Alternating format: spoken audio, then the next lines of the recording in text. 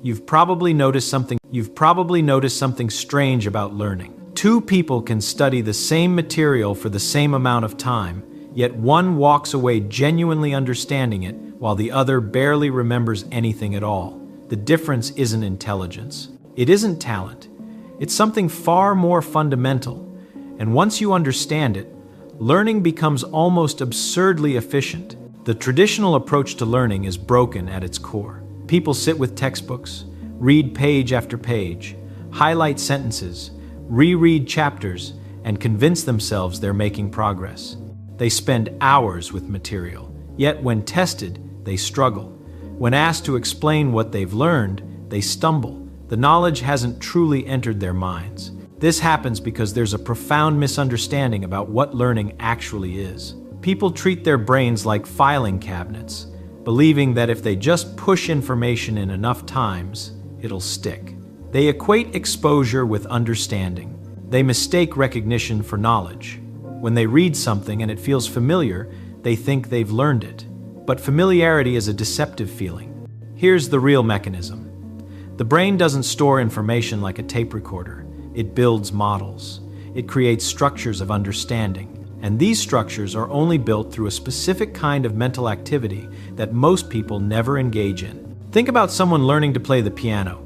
They could watch someone else play for 100 hours and memorize what it looks like. They could read books about proper technique and chord progressions, but until their own fingers touch the keys, until they struggle to make the sounds themselves, until they fail and correct and fail again, no real learning happens. The same principle applies to everything else. Yet somehow people forget this when it comes to intellectual skills. The fundamental error is passive consumption. Reading is passive. Listening is passive. Watching demonstrations is passive. These activities feel productive because information is flowing past your consciousness, but the brain isn't doing the work that builds understanding. Real learning requires a completely different approach. It demands active reconstruction. Here's the principle. You haven't learned something until you can recreate it from nothing. Not recall it, not recognize it when you see it. Recreate it. Build it again in your mind without the original in front of you. This changes everything about how you study. Instead of reading a chapter 3 times, you read it once, close the book, and try to write out everything it said from memory. Not the words, the ideas, the structure, the relationships. What you can't reconstruct is what you haven't learned. Those are the gaps. Those are where you focus. When you do this, something remarkable happens. Your brain suddenly wakes up. It shifts from passive receiver to active participant.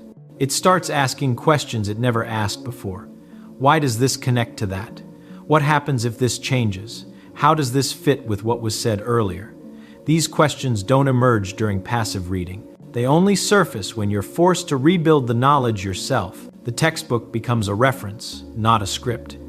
You attempt to explain the concept on paper. You get stuck.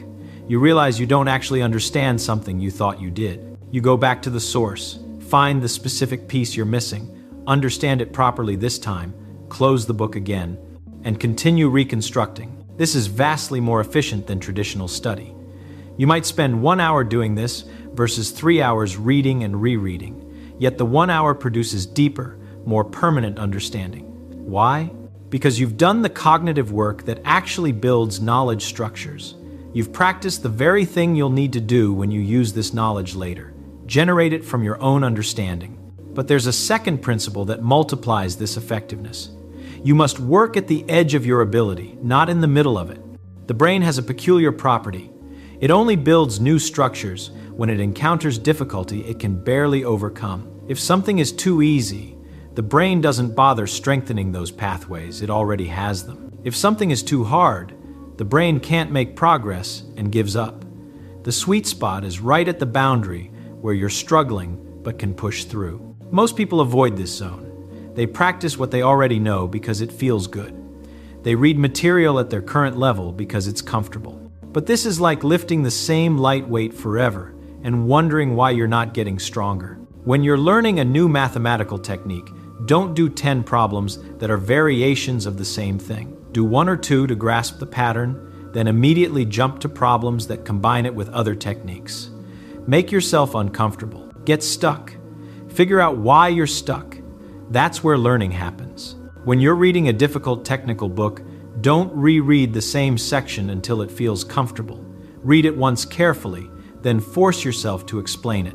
The discomfort of not being able to explain it properly is the signal you're at the right difficulty level. The effort to push through that discomfort is what builds understanding. The human brain evolved to learn most efficiently through problem solving, not through passive absorption. For thousands of years, learning meant figuring out how to make fire, track animals, predict weather, craft tools. These were all active processes. You couldn't learn them by watching, you had to do them, fail, adjust, and try again. Academic learning is relatively new in human history, and it often violates these natural learning mechanisms. But the brain hasn't changed. It still learns best through active struggle with problems at the edge of its current capability. Here's the third principle. Understanding must be built from the bottom up, not from the top down. People often try to learn complex things by memorizing high-level summaries or final conclusions. They want the elegant equation without understanding what the symbols mean. They want the sophisticated theorem without grasping the simple cases it builds from. This is backwards. Real understanding is always constructed from fundamentals. You need to know what the pieces are before you can see how they fit together.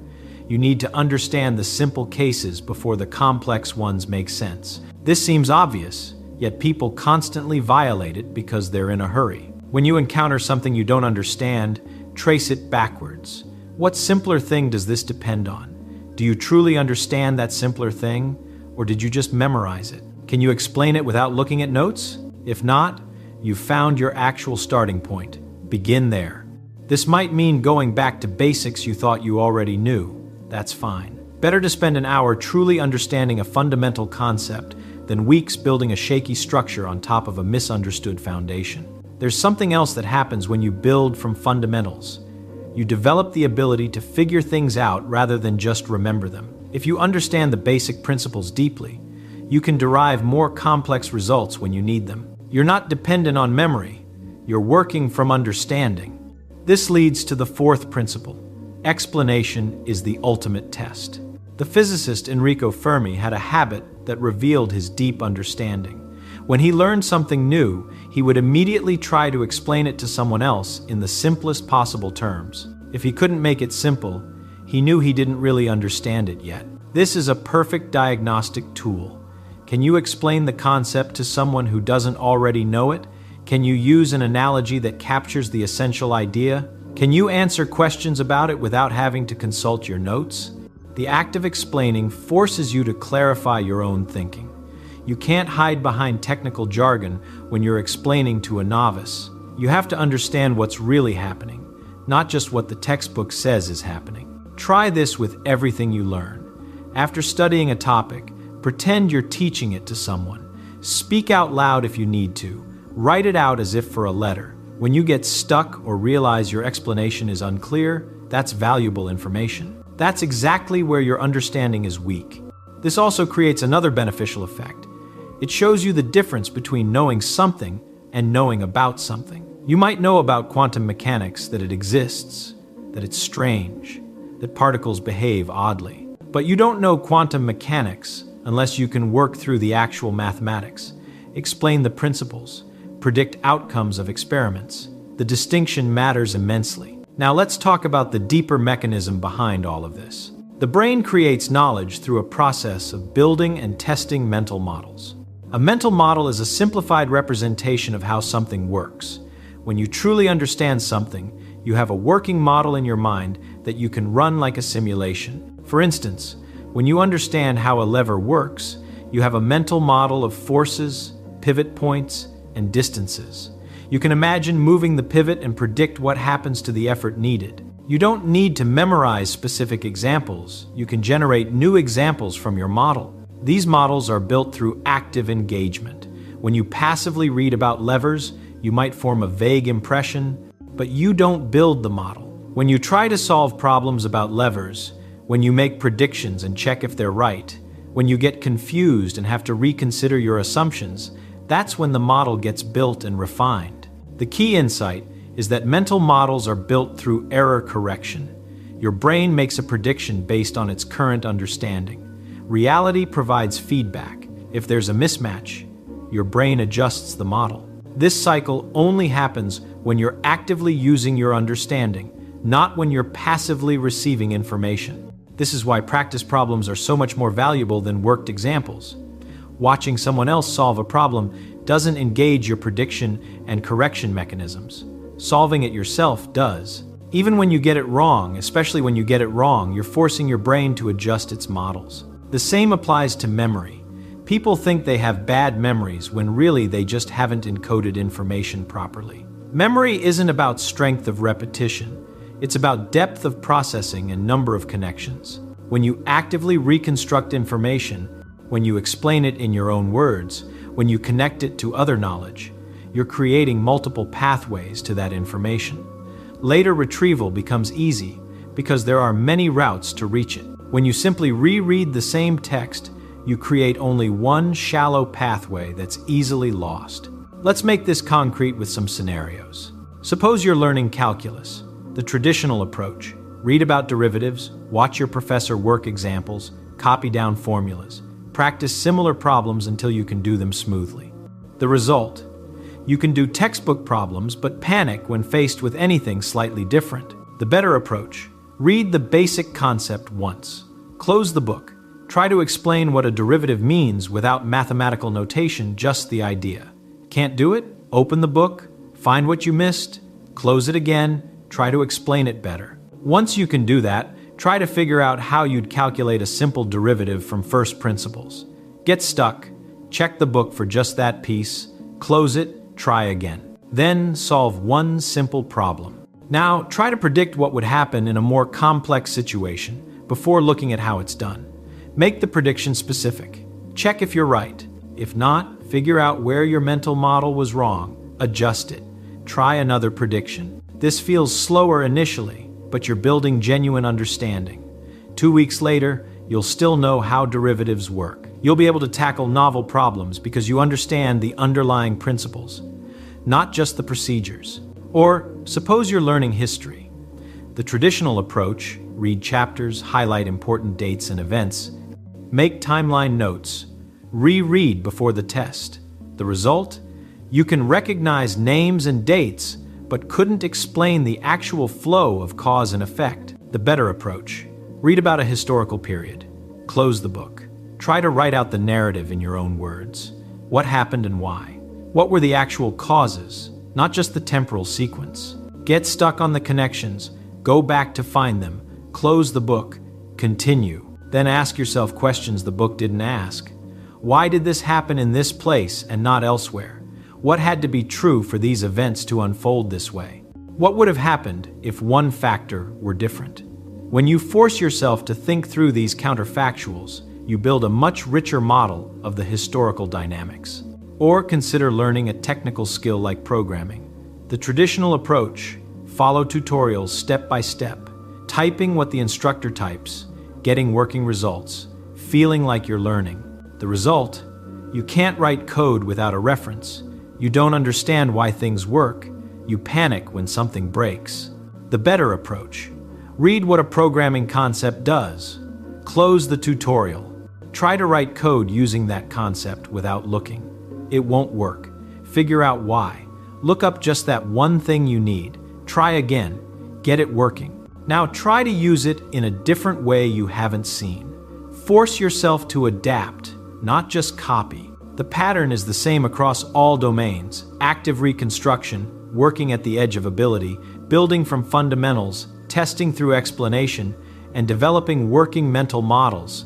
There's a final element that ties this together: patience with the process and trust in the struggle. Learning done right feels harder than passive study. You get stuck more often. You feel uncertain more frequently. This discomfort makes people abandon the method and return to the familiar comfort of reading and rereading. They mistake the comfortable feeling of recognition for the substance of learning. But the discomfort is the point. That feeling of struggle, that sense of reaching for something just beyond your grasp, that's the sensation of your brain building new structures. When it feels too easy, you're not learning. When it feels impossible, you've jumped too far ahead. When it feels difficult but achievable, you're exactly where you need to be. The human mind is extraordinarily capable of learning. It's been doing so for hundreds of thousands of years, solving problems far more complex than most academic subjects. It knows how to learn, you just have to work with its natural mechanisms instead of against them. The next time you need to learn something, try this different approach. Don't read it multiple times. Read it once with full attention, then close the source and actively work with the material. Reconstruct it, explain it. Test yourself not with recognition but with generation. Work at the edge of what you can do. Build from the bottom up. Create mental models through prediction and correction. It might feel strange at first. You'll be uncomfortable, but you'll learn more in 1 hour than you previously learned in 3.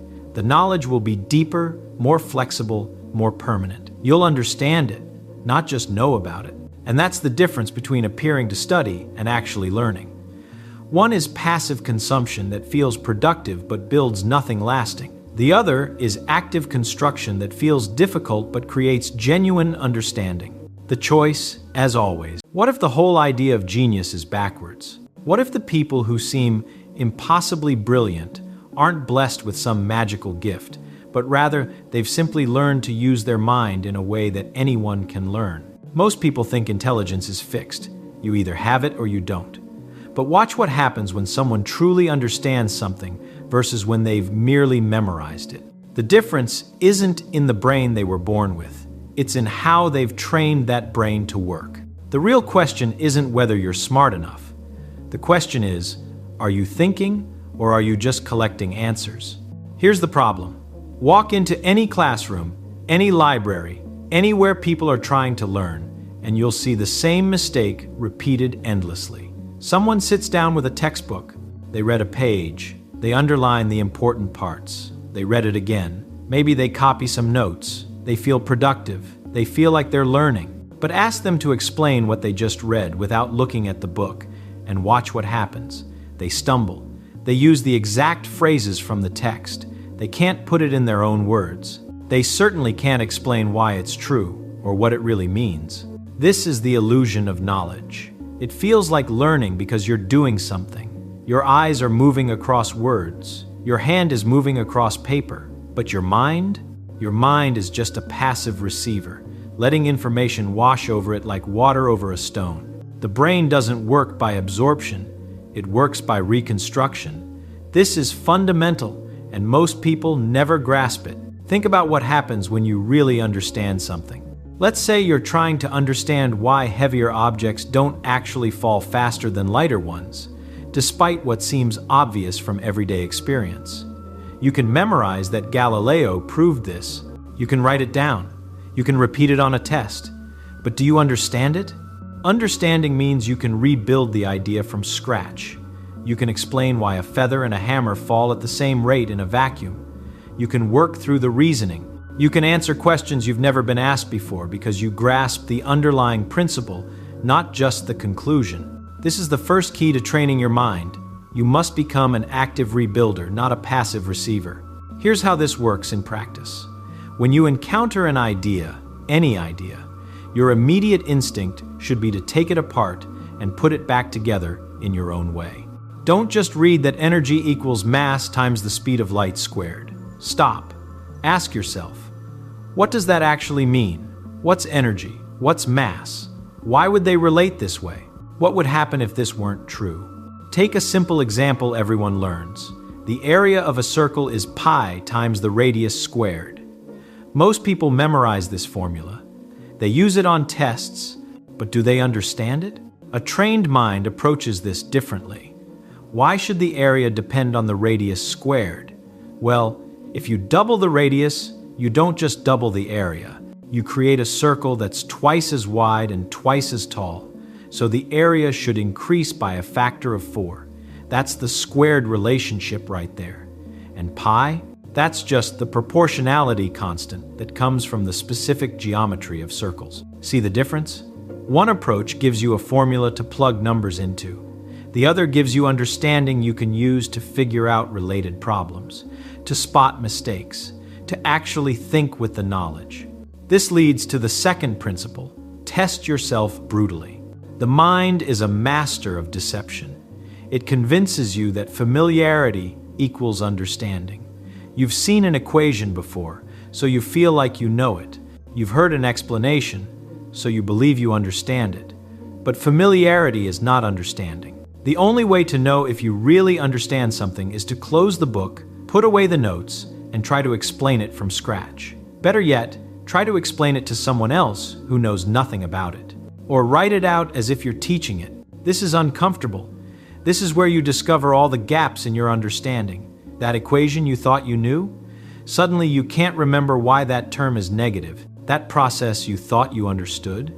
You realize you skipped 3 steps in your mind without noticing. Most people avoid this discomfort. They keep rereading. They keep reviewing. They stay in the safe zone where they can look at the material and think, yes, I know this. But recognition is not recall. Recognition is not understanding. A trained mind seeks out this discomfort. It deliberately tests itself at every step. After reading a section, close the book. What were the main ideas? Can you explain them without looking? Can you solve a problem using those ideas? If not, you haven't learned it yet. You've only been exposed to it. The third principle might seem contradictory. Play with ideas. Learning isn't meant to be grim determination and forced memorization. The brain learns best when it's curious, when it's exploring, when it's asking what-if questions. Take any concept you're trying to understand and push it to extremes. What happens if this number gets very large? Very small? 0? Negative? What if you reverse the process? What if you change one variable? Suppose you're learning about levers. Don't just memorize the formula for mechanical advantage. Play with it. What happens if you make the fulcrum very close to the load? The force you need gets smaller, but you have to move your end much farther. There's a trade-off. Why? Push it further. What if the fulcrum is right at the load, at your hand? The formula breaks down in interesting ways. This kind of play isn't wasting time. This is how understanding deepens. You're exploring the boundaries of an idea, seeing where it works and where it fails, building intuition that no amount of memorization can provide. Here's something profound about how the mind actually works. It doesn't store information in neat, labeled boxes. It stores connections, patterns, relationships. When you play with an idea, when you connect it to other things you know, when you look at it from different angles, you're building a web of associations. And that web is what makes knowledge retrievable and useful. Think about someone who's genuinely skilled in mathematics. They don't just know formulas. They see relationships. They recognize patterns. They can approach a new problem and think, this reminds me of that other thing. Maybe I can use a similar approach. That ability doesn't come from memorization. It comes from playing with ideas until the connections become natural. The fourth principle, simplify ruthlessly. There's a test for whether you understand something. Can you explain it simply? Not with jargon, not with complex terminology, but in plain words that anyone could grasp. Complexity is often a mask for confusion. When someone explains something using lots of technical terms and elaborate constructions, it's frequently because they don't really understand it themselves. They're hiding behind the language. Real understanding strips away the unnecessary complexity. It gets to the core of what's actually happening. Take the concept of entropy.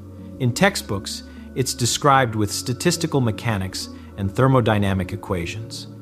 But what is it really? It's the universe's tendency toward disorder. A drop of ink spreads through water because there are vastly more ways for the molecules to be spread out than concentrated. That's it. That's the fundamental idea. The mathematics describes it precisely, yes, but the core concept is simple. When you're learning something, keep asking, what's the simple version? What's really going on here beneath all the fancy language? If you can't find the simple explanation, you probably don't understand it yet. This doesn't mean everything can be reduced to a sentence. Some ideas are genuinely complex, but every complex idea is built from simpler components. Break it down. Find those components, understand each piece, then rebuild. Now, here's what's really happening when you train your mind this way. You're not just learning specific facts or techniques. you're changing how your brain processes information. The brain is remarkably plastic. It physically changes based on how you use it. When you practice active reconstruction instead of passive reading, you're building stronger neural pathways. When you test yourself, you're strengthening recall mechanisms. When you play with ideas, you're creating connections. When you simplify, you're organizing information in more efficient patterns. But there's something deeper still. You're developing what might be called intellectual independence. Most people are taught to trust authorities, to accept what the textbook says, to memorize what the teacher explains. But understanding requires skepticism, not stubborn denial of facts, but healthy questioning. Why should this be true? How do we know this? What evidence supports it? What would prove it wrong? This skeptical mindset is crucial. It forces you to actually think about what you're learning instead of just accepting it. And remarkably, this skepticism often leads to deeper understanding than blind acceptance ever could. Consider any scientific principle you've learned. Don't just accept it because it's in a book. Think about the evidence. What observations led to this conclusion? What experiments tested it? Are there alternative explanations? Understanding the path to knowledge is often more valuable than the knowledge itself. This isn't about rejecting established science. It's about understanding why it's established, what makes it reliable, where the boundaries of our knowledge lie. Let's bring this down to practical application. Suppose you're studying physics, trying to understand Newton's laws of motion. Here's what the untrained approach looks like. Read the laws, memorize them, practice plugging numbers into formulas, pass the test, forget everything in 6 months. Here's what the trained approach looks like. Start with the first law. An object in motion stays in motion unless acted upon by a force. Don't just read it. Close your eyes and picture it. A puck sliding on ice keeps going until friction stops it.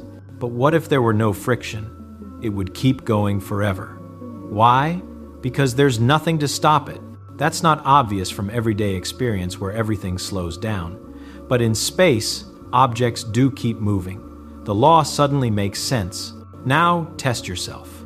Without looking, can you state the law? Can you explain why it seems wrong in daily life, but is actually true? Can you give examples? Now play with it. What about circular motion? An object moving in a circle is constantly changing direction. Does that violate the first law? No, because changing direction requires a force. The string pulling the object inward, or gravity pulling a planet toward the sun. The law still holds. Now, simplify it. What's the core idea? Things keep doing what they're doing unless something makes them change. That's inertia. That's the fundamental insight. Do this with every concept. Make it your own. Don't be satisfied with memorization. Demand understanding. Or suppose you're reading history, the fall of the Roman Empire. The untrained mind reads about dates, emperors, battles, memorizes key facts, forgets them quickly. The trained mind asks different questions. What were the underlying causes? Economic, political, military? How did they interact? Could the fall have been prevented?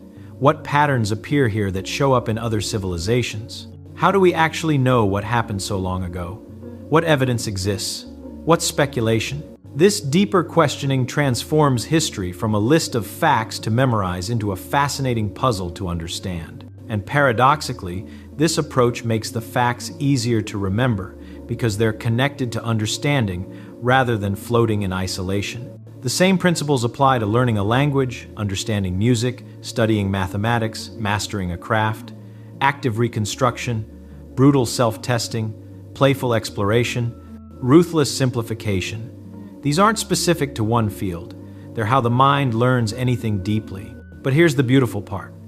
As you practice these techniques, something remarkable happens. Learning becomes easier. Not because the material gets simpler, but because your mind becomes stronger. You develop mental tools that work across domains. You build confidence in your ability to figure things out. You stop being afraid of difficult material because you know how to break it down and understand it. This is what people mistake for genius. It's not some innate gift, it's a trained skill. The difference between someone who seems brilliant and someone who struggles isn't the brain they were born with, it's how they've learned to use that brain. Think about the implications of this. If understanding is a skill you can develop, then the limits on what you can learn are far broader than most people imagine. That subject that seems impossibly difficult, it's probably just being approached wrong. Those people who seem naturally talented, they've probably just developed better learning strategies, often without even realizing it. The tragedy is that most educational systems teach the exact opposite of what actually works. They reward memorization, they discourage questioning, they present knowledge as finished facts to be absorbed, rather than ideas to be rebuilt and understood. They create the illusion that learning means hearing information, when real learning means transforming information into understanding. You can break free from this. You can train your mind. Start small. Pick one thing you're trying to learn right now. Apply these principles. Close the book and try to explain it. Test yourself ruthlessly. Play with the ideas. Simplify them to their core. It will be uncomfortable at first. You'll discover how much you don't actually understand. That's good. That discomfort is the feeling of real learning happening. That's your brain being challenged to actually think rather than just absorb. Stay with it. Build the habit. Make this how you approach everything you learn, and watch what happens over time. Understanding compounds. Connections multiply. The mind strengthens. There's a profound satisfaction in genuine understanding that memorization can never provide. It's the difference between carrying someone else's conclusion and discovering the truth yourself. It's the difference between knowing that something is true and understanding why it must be true. This is available to anyone. It's not reserved for the gifted few. It's simply a matter of training your mind to work the way it was meant to work, actively building understanding rather than passively collecting information. The universe is knowable. Reality follows patterns we can comprehend. The laws of nature, the structure of mathematics, the flow of history, the logic of language, all of it can be understood by a mind willing to do the work of understanding. So here's the challenge. Stop asking whether you're smart enough. Start asking whether you're thinking deeply enough. The genius you admire in others, it's not magic, it's method. And that method can be learned. Your mind is more powerful than you've been taught to believe. Train it properly, and there's almost no limit to what you can understand. He barely opened textbooks. While his classmates pulled all-nighters in the MIT library, surrounded by towers of notes and highlighted pages, Richard Feynman was playing bongo drums in a jazz bar. He'd show up to lectures late, sometimes not at all. His study group? He didn't have one. And when the Putnam exam landed on his desk, the exam that made valedictorians cry and reduced straight-A students to the puddles of self-doubt, Feynman finished in half the time with a perfect score. His classmates, the ones who'd sacrificed sleep and sanity, who'd memorized every formula and filled notebooks with practice problems, most of them failed. Something was deeply, fundamentally wrong. Not with Feynman, with everything they believed about learning. This comes directly from Feynman's own accounts in Surely You're Joking, Mr. Feynman, and verified stories from his years at MIT and Princeton. The details that follow aren't motivational myths. They're documented patterns from one of the 20th century's greatest physicists. What Feynman discovered about learning at 19 would take cognitive scientists 4 decades to prove. But he knew it the moment he noticed something strange about the students around him. MIT in 1936. The physics building at 2 a.m, a dozen students hunched over problem sets, their eyes bloodshot, their hands cramping from hours of calculations. They'd been there since dinner, some had been there since lunch, and they were stuck, genuinely, desperately stuck, on a problem their professor had assigned that morning. Enter Feynman, strolling in around 2 a.m. after a date, whistling something off-key. He glanced at the blackboard where they had written the problem. 30 seconds of silence. Then, "Oh, that's just..." And he walked to the board, wrote out the solution in 4 lines, and walked out. The whole interaction took maybe 90 seconds. The students stared at the board, then at each other. Then one of them, a guy named Welton who'd spent 6 hours on that problem, said what they were all thinking. How is that possible? They concluded Feynman was a genius, a freak of nature, someone born with a brain that worked differently. They were wrong, but they wouldn't realize how wrong until much later. Because what looked like effortless brilliance was actually something else entirely, something that made Feynman uncomfortable when he first noticed it in himself. Here's what actually happened that night. Feynman had seen a similar problem 2 years earlier.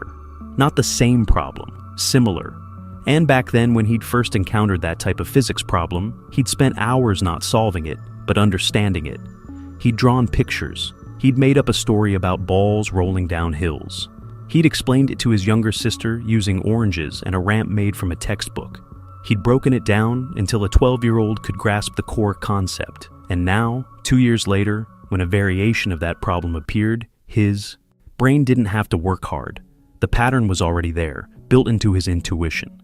But what nobody knew, including Feynman himself at first, was that his laziness was actually the most effective learning technique ever documented.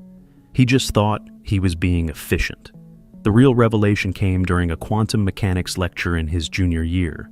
Professor Morse was explaining something called the Dirac equation, one of the most beautiful and confusing pieces of physics ever written. Feynman copied the equations into his notebook like everyone else. He followed the mathematical steps, and at the end of the lecture, he understood nothing, not a single conceptual thing. He could manipulate the symbols, sure. He could plug numbers into the formula. But if someone asked him what the equation actually meant, what it was saying about reality, he had no answer. This moment, this specific moment of confusion, was where most students shrug and move on. The exam only asks you to use the formula, not understand it. So, why waste time? But Feynman felt something else, excitement, because he'd just caught himself doing the thing he hated most, pretending to understand something he didn't. That night, he went back to his dorm and did something strange. He took out a blank piece of paper and tried to explain the Dirac equation to an imaginary freshman who'd never taken quantum mechanics. He got about 2 sentences in before he hit a wall. He didn't understand what spinor meant. Not really. He'd memorized the definition, a mathematical object that transforms in a particular way under rotation. But that was just words. He couldn't visualize it. He couldn't explain why it mattered, so he backed up. Way up, he started with, okay, what's an electron? And then, what do we mean by spin? And then, why do we need this mathematical machinery in the first place? Each time he hit something he couldn't explain simply, he'd stop and wrestle with it until he could. This took him 8 hours, for one equation. His roommate thought he was losing his mind, but something happened during those 8 hours. When Feynman finally understood the Dirac equation well enough to explain it simply, he noticed he'd learned 5 other things he hadn't intended to learn. The foundations he had had to rebuild to understand spinors gave him insight into problems he hadn't even encountered yet. It was like strengthening a muscle you didn't know you had. Suddenly, other movements became easier too. But this created a problem Feynman didn't expect, because once you know what real understanding feels like, you can't unknow it. And most of his education, most of everyone's education, suddenly felt hollow. He started noticing it everywhere. Lectures where professors define terms using other undefined terms, creating circular nonsense that sounded profound but meant nothing. Textbooks that presented formulas without derivation, expecting students to memorize the result and move on. Study groups where people quizzed each other on facts without ever asking, but why is that true? And worst of all, classmates who could ace exams while having zero intuition for the actual physics. There was a guy in Feynman's differential equations class who could solve any problem the professor assigned. Any problem. He had perfect technique, perfect notation, perfect grades. Feynman asked him one day, "What do you think a differential equation actually is? Like, what's it doing?" The guy stared at him. "It's a relationship between a function and its derivatives." He was quoting the textbook definition verbatim. Feynman pushed, "Okay, but what does that mean? What's it modeling?" Silence. Then, "Why does that matter? We just need to solve them." That conversation haunted Feynman, because this guy wasn't stupid. He was technically brilliant, but he'd learned a trick without learning the thing. He could perform physics without understanding physics. And the terrifying part? The education system rewarded him for it. Perfect grades, scholarship offers, professorships in his future.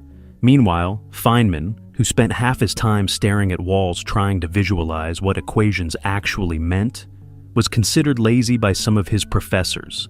And then something happened that almost derailed everything. A professor called him out in class. Feynman had missed the previous 3 lectures because he was stuck on a single concept from 2 weeks ago. Something about tensor notation that didn't make sense. The professor, irritated, asked him to solve a problem on the board. It involved the exact notation Feynman had been wrestling with. He walked to the board, stared at it for a moment, then said, "I can't do this." The room went silent. Someone whispered, "Feynman can't do it?"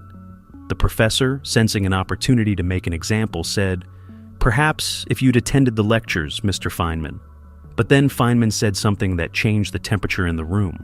"No, I can't do this because I don't understand what this notation means. And I don't think anyone else here does either. We've just memorized the procedure." He turned to face the class. "Can anyone explain what this symbol represents? Not the definition from the book. Explain it like you'd explain it to your little sister." Silence. 20 students, all of whom could solve tensor problems in their sleep, and not one could explain what they were actually doing. The professor noticed, and he wasn't happy. But he also wasn't stupid. After class, he pulled Feynman aside and said something Feynman never forgot. "You're either going to fail or change physics. There's no middle ground with your approach." The professors were right to worry, because Feynman's approach was about to produce results that shouldn't have been possible. Senior year, the Putnam exam.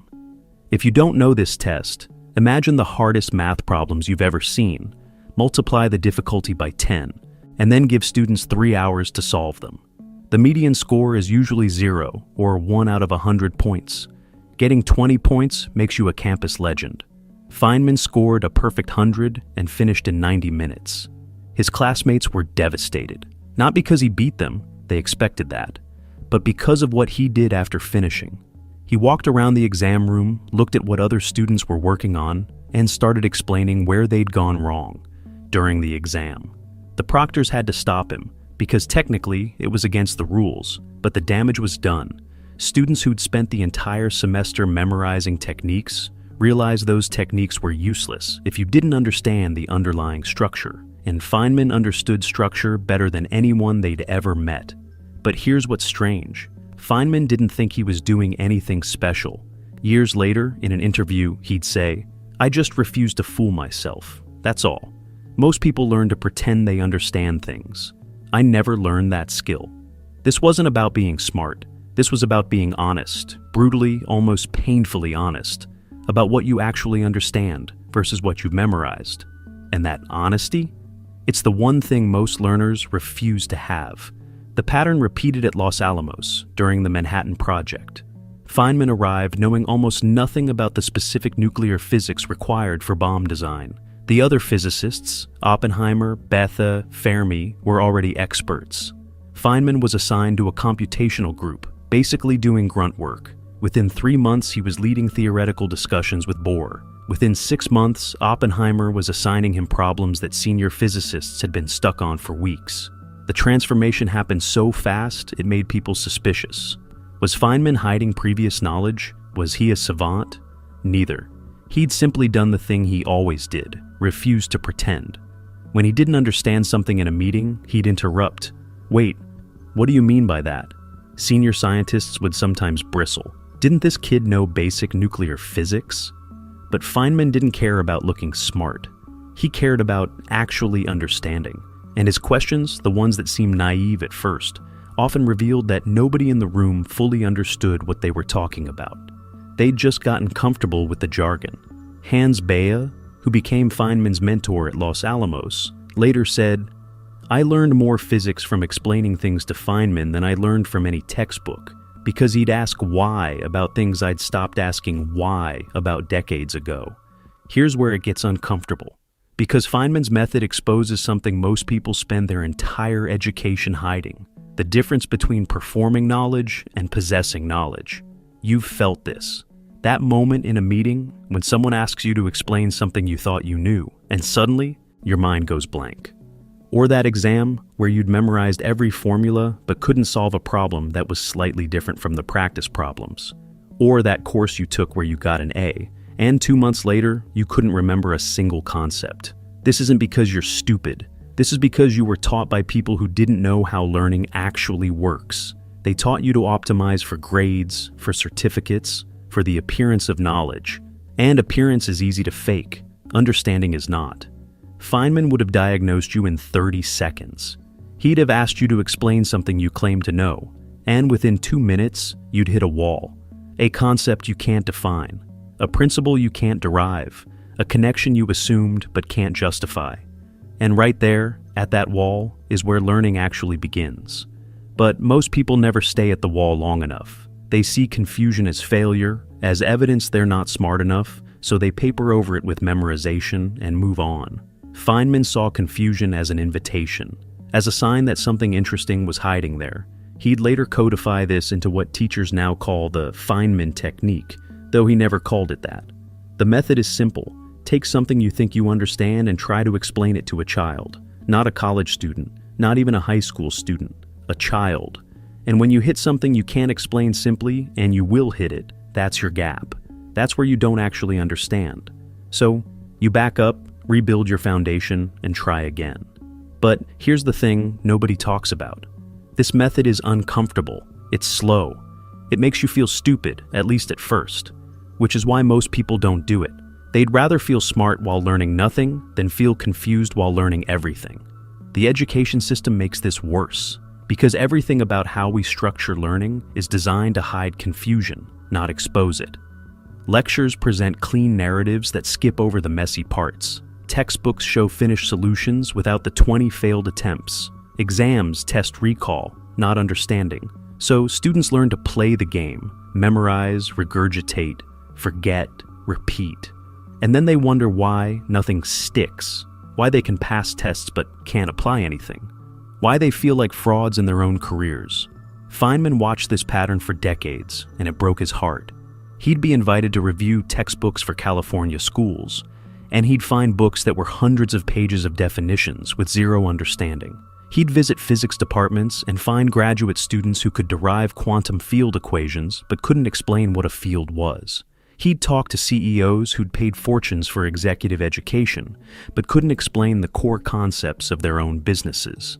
In 1974, giving a commencement address at Caltech, he told graduating students, "The first principle is that you must not fool yourself, and you are the easiest person to fool." He was talking about scientific integrity, but he was also talking about learning, because every time you pretend to understand something you don't, every time you highlight a passage without thinking about it, every time you memorize a formula without deriving it, you're fooling yourself. And that self-deception compounds. It becomes a habit, until one day you realize you've spent years learning things you don't actually know. This isn't just about exams. This is about your career, your confidence, the quiet voice that wonders if you're actually competent or just good at pretending. Because here's the uncomfortable truth. Most professionals are faking it, not because they're lazy or stupid, but because they were taught to fake it. They learned to speak the language of their field without understanding the grammar. They learned to recognize patterns without understanding the principles. And as long as nobody asks them to explain from first principles, they get away with it, until they don't. Until they're in a meeting and someone asks a basic question they can't answer. Until they're managing a team and realize they don't actually understand the work they're managing. Until they're stuck in their career because they never built real foundations, just memorized enough to pass the last test. Feynman's gift wasn't his intelligence. Plenty of people at MIT were as smart as him. His gift was permission to feel confused, to ask stupid questions, to admit ignorance, to rebuild understanding from scratch even when it takes 8 hours for one equation. Most people never give themselves that permission. They think confusion is failure. Feynman knew confusion was the only honest starting point. He'd say in later interviews, "I don't know what's the matter with people. They don't learn by understanding. They learn by some other way, by rote or something. Their knowledge is so fragile." He wasn't being arrogant. He was genuinely confused by why people chose the hard path. Memorization, cramming, surface-level learning that evaporates in weeks when the easier path was right there. Build understanding once, deeply, and it becomes intuition. You can't forget intuition. You can't lose it under pressure. It becomes part of how you see the world. But that path requires something most people aren't willing to give: temporary humility.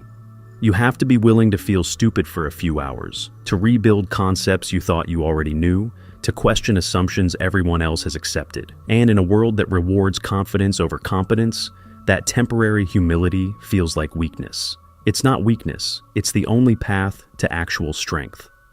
Late in his life, Feynman received a letter from a young physics student who was struggling. The student wrote, "Everyone else seems to get this easily. I have to work so hard just to keep up. Maybe I'm not cut out for physics."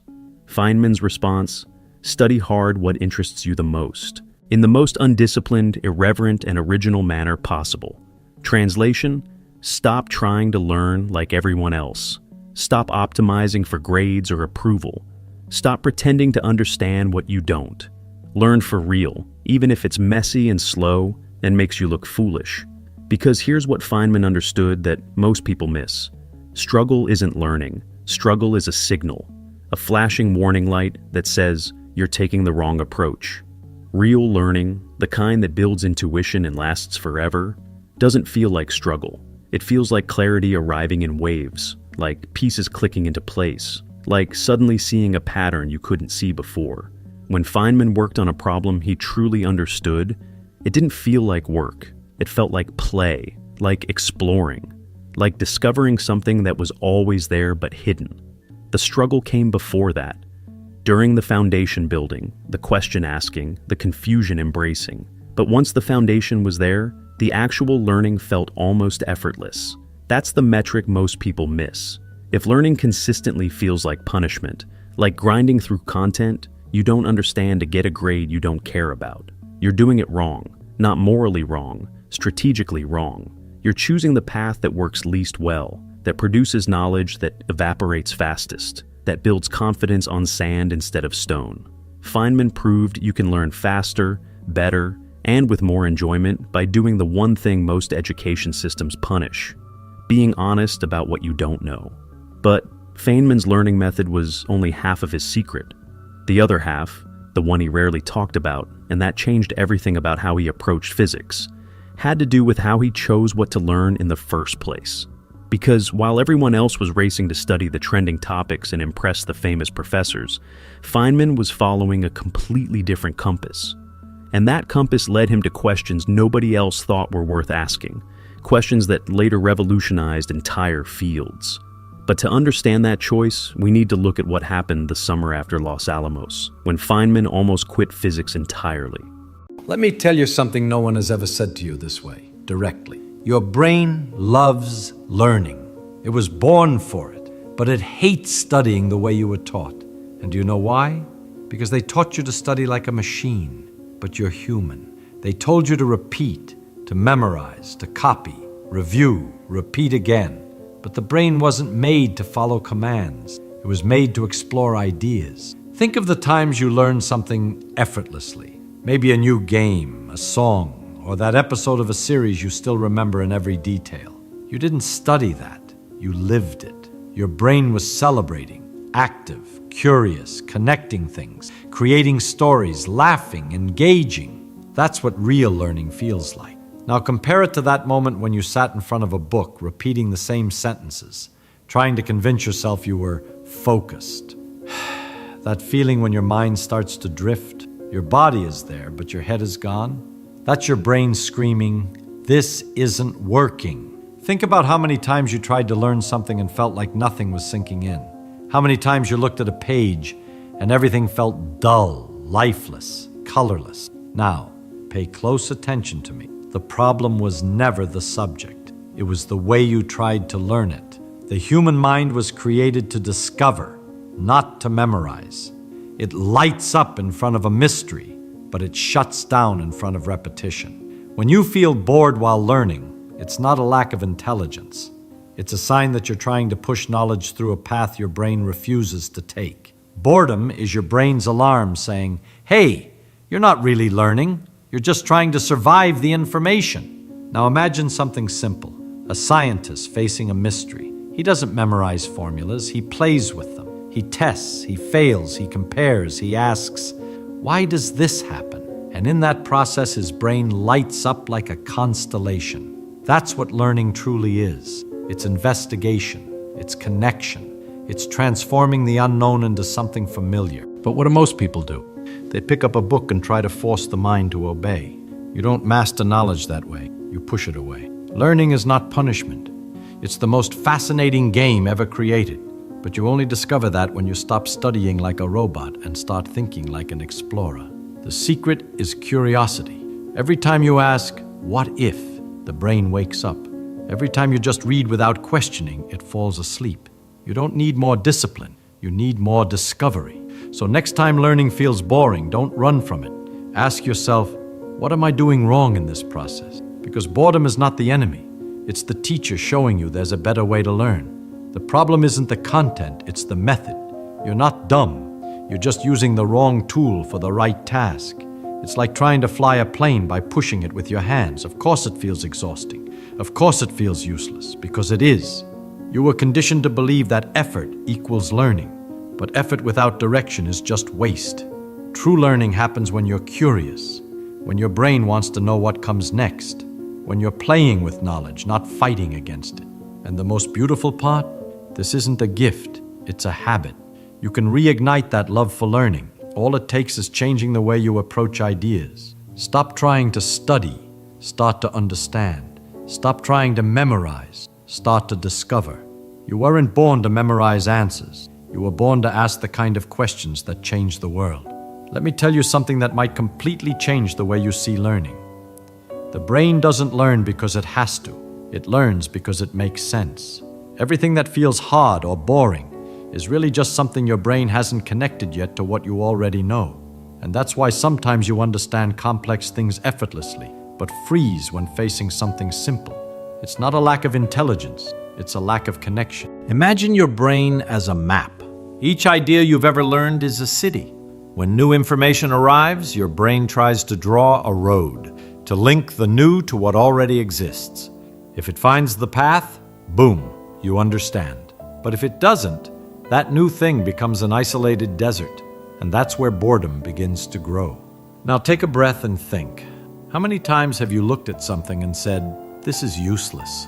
Well, here's the truth. The problem isn't the subject. It's that you haven't yet seen why it matters. And here's the trick. Relevance isn't something you find. It's something you create. You can make anything interesting if you know how to connect it to your world. If you're learning biology, think about how your body is your own laboratory. If it's math, see how it organizes the chaos in everything, in money, in music, in the stars. When you give purpose to what you're learning, your brain lights up like a lamp. It says, "Oh, so that's what this is for." And in that moment, knowledge stops being a weight and becomes power. Listen closely. Everything that feels hard right now can become joyful once you find the right bridge. That bridge is built with curiosity, analogies, and the desire to see how every idea connects to your life. Learning is like building a puzzle. Sometimes you're not missing ability, just the right piece. And when it finally fits, you feel that spark inside. That's your brain celebrating discovery. So the next time something feels irrelevant, ask yourself, how can this help me understand the world better? Because the secret was never about escaping boredom. It's about turning boredom into curiosity. Now imagine something powerful with it. You're so immersed in what you're doing that you lose track of time. Hours pass and they feel like minutes. You're not hungry, not tired, not rushed, just deeply focused, light, alive. That's the flow state. It's that magical moment when your brain and your soul dance to the same rhythm. And guess what? That's when real learning happens. Because flow is your brain's natural way of saying, "I'm exactly where I'm supposed to be." But here's the problem. Almost no one knows how to get there because we spend our lives trying to force learning instead of falling in love with it. You can't enter flow by repeating meaningless phrases. You enter it when you feel you're discovering something real, when you sense progress, even if it's slow. Listen to me now. This matters. The brain enters flow when there is challenge and meaning at the same time. If it's too easy, it gets bored. If it's too hard, it gets frustrated. But when something is hard enough to pull you and clear enough to guide you, you step into that state where everything begins to flow. That's where learning becomes pleasure. where exhaustion turns into energy, where curiosity becomes fuel, and time simply disappears. Want an example? Think about when you were a child, just playing. You didn't study to learn, yet you were learning all the time. Every attempt was an experiment, every mistake a discovery. You were in flow, naturally. You were living the experience, not chasing the result. And that's what most adults forget: the courage to play with knowledge, to experiment, to make mistakes, to enjoy the process. Because learning isn't about memorizing ideas, it's about living them. And flow is that moment when your brain finally remembers that learning is as natural as breathing. When you find this, studying stops feeling like a burden and becomes a beautiful addiction. You don't want to stop because you can feel yourself growing every second. And that's the kind of pleasure that turns ordinary people into extraordinary minds. Let me share a secret no school ever teaches. The best learners in the world aren't the ones who study the longest. They're the ones who know when to stop. Yes, stop. Because learning doesn't bloom when you force your mind. It blooms when you respect your own rhythm. The brain isn't a muscle made of steel. It's a living garden. And a garden doesn't grow because you pull the plants upward, but because you give them time and the right soil. So many people confuse productivity with exhaustion. They spend 10 hours trying to learn, but only truly understand during the first 2. And after that, the body stays, but the mind drifts away. You felt it. That moment when you read the same sentence 5 times and still can't understand a thing? That's your brain asking for rest. And what do most people do? They ignore it. They push harder, and they kill the joy of learning. Let me tell you something no one has ever said to you this way, directly. Your brain loves learning. It was born for it, but it hates studying the way you were taught. And do you know why? Because they taught you to study like a machine, but you're human. They told you to repeat, to memorize, to copy, review, repeat again. But the brain wasn't made to follow commands. It was made to explore ideas. Think of the times you learned something effortlessly. Maybe a new game, a song, or that episode of a series you still remember in every detail. You didn't study that. You lived it. Your brain was celebrating, active, curious, connecting things, creating stories, laughing, engaging. That's what real learning feels like. Now compare it to that moment when you sat in front of a book, repeating the same sentences, trying to convince yourself you were focused. That feeling when your mind starts to drift. Your body is there, but your head is gone. That's your brain screaming, "This isn't working." Think about how many times you tried to learn something and felt like nothing was sinking in. How many times you looked at a page and everything felt dull, lifeless, colorless. Now, pay close attention to me. The problem was never the subject. It was the way you tried to learn it. The human mind was created to discover, not to memorize. It lights up in front of a mystery, but it shuts down in front of repetition. When you feel bored while learning, it's not a lack of intelligence. It's a sign that you're trying to push knowledge through a path your brain refuses to take. Boredom is your brain's alarm saying, "Hey, you're not really learning. You're just trying to survive the information." Now imagine something simple. A scientist facing a mystery. He doesn't memorize formulas. He plays with them. He tests, he fails, he compares, he asks, "Why does this happen?" And in that process, his brain lights up like a constellation. That's what learning truly is. It's investigation, it's connection, it's transforming the unknown into something familiar. But what do most people do? They pick up a book and try to force the mind to obey. You don't master knowledge that way, you push it away. Learning is not punishment. It's the most fascinating game ever created. But you only discover that when you stop studying like a robot and start thinking like an explorer. The secret is curiosity. Every time you ask, "What if?" the brain wakes up. Every time you just read without questioning, it falls asleep. You don't need more discipline. You need more discovery. So next time learning feels boring, don't run from it. Ask yourself, what am I doing wrong in this process? Because boredom is not the enemy. It's the teacher showing you there's a better way to learn. The problem isn't the content, it's the method. You're not dumb. You're just using the wrong tool for the right task. It's like trying to fly a plane by pushing it with your hands. Of course it feels exhausting. Of course it feels useless, because it is. You were conditioned to believe that effort equals learning, but effort without direction is just waste. True learning happens when you're curious, when your brain wants to know what comes next, when you're playing with knowledge, not fighting against it. And the most beautiful part? This isn't a gift, it's a habit. You can reignite that love for learning. All it takes is changing the way you approach ideas. Stop trying to study, start to understand. Stop trying to memorize, start to discover. You weren't born to memorize answers. You were born to ask the kind of questions that change the world. Let me tell you something that might completely change the way you see learning. The brain doesn't learn because it has to. It learns because it makes sense. The secret isn't forcing memorization. It's lighting a child's curiosity. Every word you say, every gesture, every how you offer can repair or build a bridge in their brain. Curiosity isn't a small detail of genius. It's the root. It's where big ideas, world-changing projects, and human progress begin. Learning quickly and easily almost always connects to genuine interest. A person who's obsessed and takes pleasure in what they do learns far faster than someone who sees no point in it. Here's the key.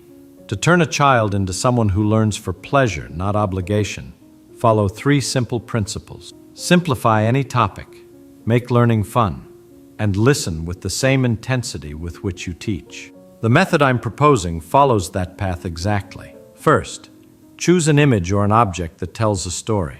Second, describe that story in very simple language, the way you'd speak to a 7-year-old. Third, ask the child to explain it back in their own words, without fear, without immediate correction.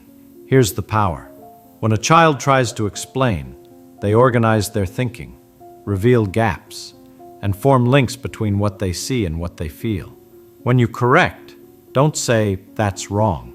Correct with a new example, a mini experiment, or a concrete gesture. And always, always celebrate the attempt, not just the right answer. That builds courage. Without courage, there is no deep learning. Now let's put this into practice. Imagine teaching fractions with cookies. Take 6 cookies, or pieces of paper, place them in front of the child and say, "Let's divide a treasure." Ask them to make 2 equal piles. Watch. If they hesitate, ask, "How do you know they're equal?" Let them explain. If their explanation fails, don't give the answer. Show 2 piles and ask them to swap 1 cookie between the piles so they can feel the difference. Then ask them to tell the story of what happened in their own words. When they say, "One got bigger," turn the phrasing back to their perspective. Yes, when we swapped a cookie, that pile got bigger. Why do you think that happened? That pushes argumentation and language. For new vocabulary, use the same tactic. Image plus phrase in the child's native language plus acting it out. Then ask them to teach it to you. At first it's translation, then independence follows. She'll start thinking in the new word without translating. Create micro-routines of 10 to 20 minutes that always end with the child saying, "Teach me." For example, 10 minutes of picture reading, 5 minutes to draw the story, and 5 minutes to explain it to you, without looking at the book. In each session, ask only 2 key questions. What did you understand? And how would you explain this to John? Using a friend's name forces simplicity. Use role play. Turn the child into the teacher for 3 minutes. Give them an imaginary blackboard, ask them to explain, then follow up with genuine curiosity. That simple game builds autonomy and creates a repetition rhythm that locks the mental structure in place without boredom. Never underestimate the power of tone. The words you use when you correct shape a child's identity. Instead of, "You're wrong," try, "Interesting. Tell me again how you got to that." Swap wrong for not yet. Small phrases make huge emotional repairs. The same goes for praise. Instead of, "Good job," say, "I see you tried X and noticed Y." That shows your brain is connecting ideas. That teaches process, not outcome. When a child says, "This is hard," turn it into an operation. Which part is hard? Pick one word: confused, long, boring. And let's sketch a single step to fix that. You're teaching metacognition, thinking about thinking. Metacognition is what separates repeaters from masters. Bring movement and multisensory experience in.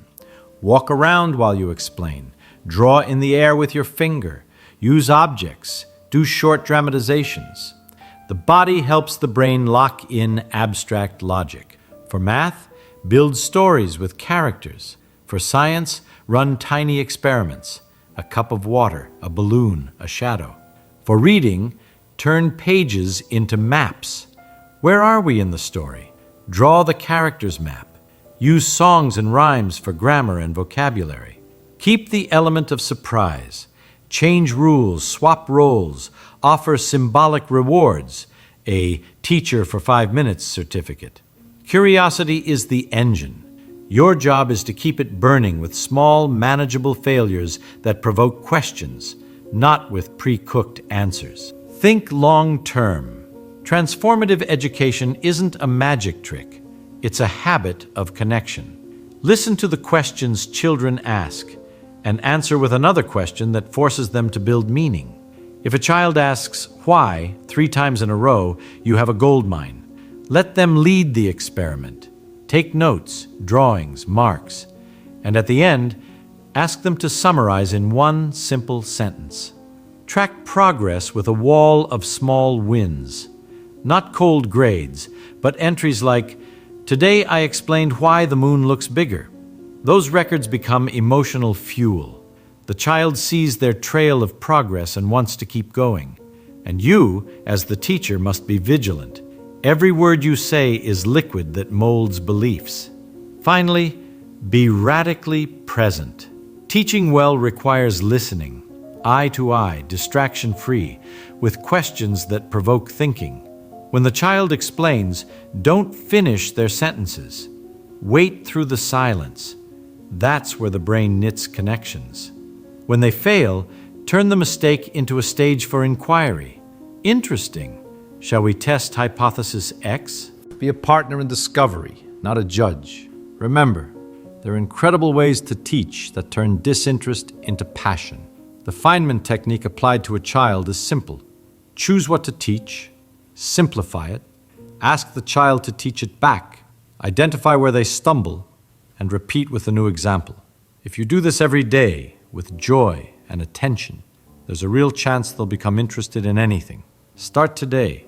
Take their hand, point at an object and say, "Teach me this." You might be opening the door to an extraordinary future. When a child says, "I don't want to," pause for a second and treat it as a clue, not a challenge. Say in a calm, curious voice, "I hear you. Tell me why you don't want to do this right now." Validating isn't giving in. It opens the door to conversation. Resistance is almost always fear, tiredness, or the feeling that the task is impossible. Instead of pushing, offer a reduction. Just 2 minutes. Then you decide. The 2-minute rule works like magic. It lowers the barrier and creates a real chance for engagement. If they say, "It's boring," don't argue. Make a practical change. Offer 2 controlled options. Do you want to draw this or teach it to someone? And always pick the option that preserves learning. Autonomy reduces resistance. Another immediate tactic. Turn the activity into a quick experiment. Let's just test this like scientists. Make a hypothesis in 30 seconds. Kids love testing hypotheses. Being a scientist becomes a game. In daily practice, have go-to phrases at the ready. If a child says, "I don't want to," respond, "Okay, tell me which part bothers you." If they say it's hard, ask, "Which little part is hard? The words, the idea, or the drawing?" If a parent questions you, say, "I understand. Want to see a 5-minute demo now?" These short phrases steer the conversation toward action, not debate. Use micro-rewards and social roles. Offer a sticker for effort, or turn the learner into the teacher for 3 minutes. Often the child who resists just wants to prove they can.